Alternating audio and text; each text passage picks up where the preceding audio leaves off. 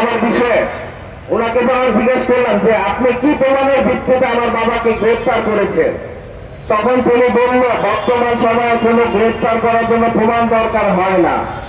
এ থেকে বোঝা যায় ওসি সাহেবও এই দোষরদের সাথে জড়িত।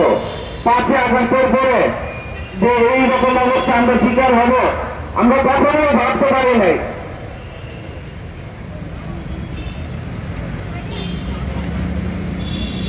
আমার বাবা আজ 24 দিন হলো চলে। আমার বাবার কি দোষ? আমার বাবা কখনো আওয়ামী লীগ করেনি।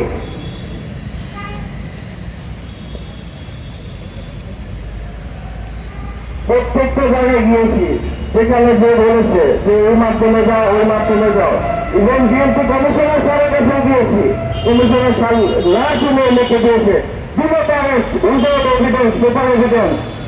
যখন আমি বললাম আমার বাবা তো গ্রেফতার হয়ে গেছে, তখন বললো আচ্ছা ঠিক আছে, স্পিক লিখে ওসি সাহেবকে দিতে বললো, কিন্তু ওসি সাহেবকে দেওয়ার পরে এটার কোনো তোয়াক্কা করলো না।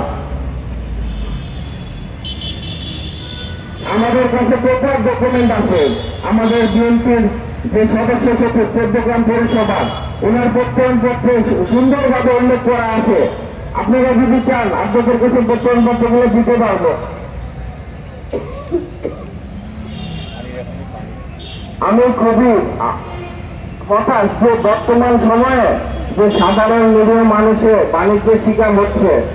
ম্যাক্সিমাম আপনারা দেখবেন যে বাণিজ্যের শিকার হচ্ছে বড় বড় ব্যবসায়ী বা ব্যবসায়িক দ্বন্দ্বের কারণে। বাদীকে যখন আমরা বললাম ভাই আমি আপনাকে তো চিনি না, বাদী বলে চেনা লাগে না ভাই, নাম দিয়েছে, মামলা হয়ে গিয়েছে, এখন আপনি কত টাকা দিতে পারবেন। বাদী সবসময় আমাদেরকে থানায় নিয়ে গিয়েছে এবং বাদীর যে 50,000 টাকা আমাদের কাছে নিয়েছে, আমরা মানে শিকার হয়ে যে আমাদের কাছে কোনো উপায় ছিল না যে আমার বাবাকে কিভাবে বের করবো। বাদীর এই সুযোগ থেকে রাজি হয়ে 50,000 টাকা বাদীকে দিই, যার ভিডিও প্রমাণ আমার কাছে রয়েছে। সাংবাদিক ভাইরা আপনারা যদি ভিডিও প্রমাণ চান আমি আপনাদেরকে দিতে পারবো। আমি এই ভিডিও প্রমাণগুলো অনেক জায়গায় দিতে পেরেছি, কিন্তু কেউ কোনো কাজ করবে না। সবার একটাই কথা, শেখ হাসিনা মামলার প্রথম আসামি, কিছু করা যাবে না।